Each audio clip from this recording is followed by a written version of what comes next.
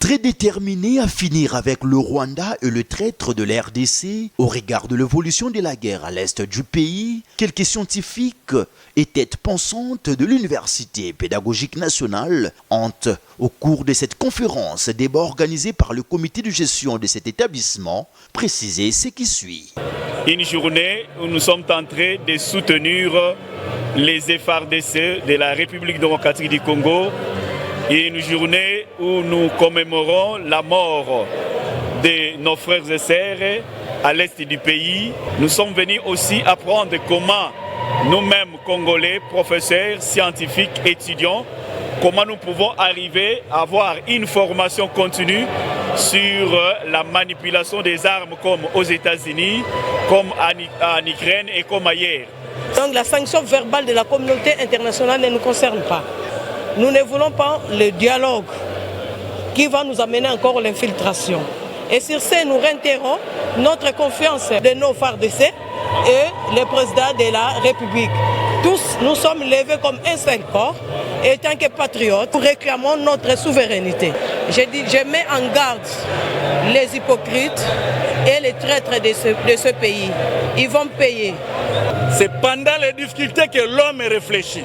Moi, si mobile, et si Ozali, Tobunda Ponamboga. Les soldats de la FARDC et à nos concitoyens vivant à l'est du pays, particulièrement à Goma.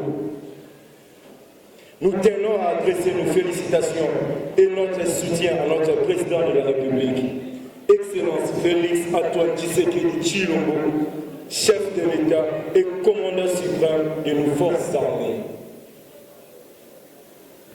Nous reconnaissons sa bravoure en tant que protecteur de nos frontières et son engagement à assurer la sécurité de notre nation. Nos soldats qui se battent avec courage et détermination font face à des défis immenses.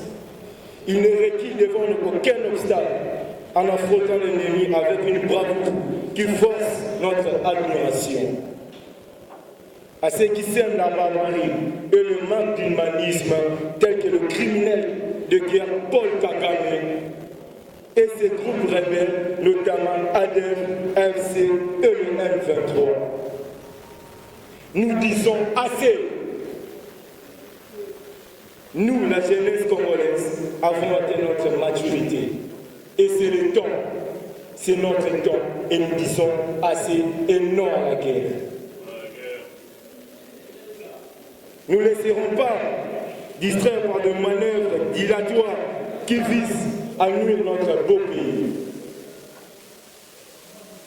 Nous sommes unis et déterminés à défendre notre patrie contre toute agression. Nous affirmons notre soutien inébranlable à notre chef de l'État et à nos valeureux soldats. Ensemble, nous ferons face à cette agression soutenue par la solidarité de la communauté internationale. Nous sommes unis pendant cette période de lutte pour la paix et la dignité de notre peuple.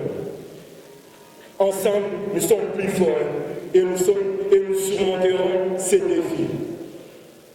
Que vive la République démocratique du Congo, que vive la coordination estudiantine, que vive la jeunesse congolaise.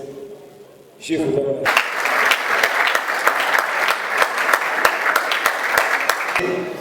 Les Congolais, en particulier la jeunesse estudiantine. On avait voulu exposer un discours qui avait pour thème Congolais doit défendre ta patrie. Mais les ingénieurs, avec le mémoire des intellectuels qui aujourd'hui ne savent pas prendre les décisions pour ces pays.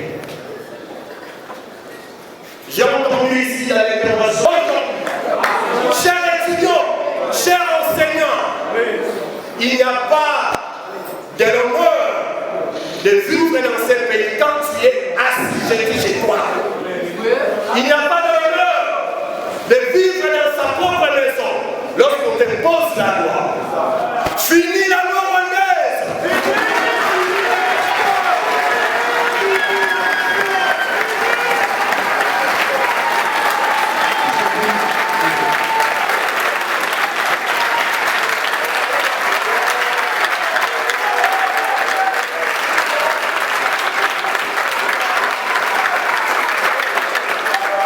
Il est temps de s'élever et sauver la patrie, ont-ils conclu.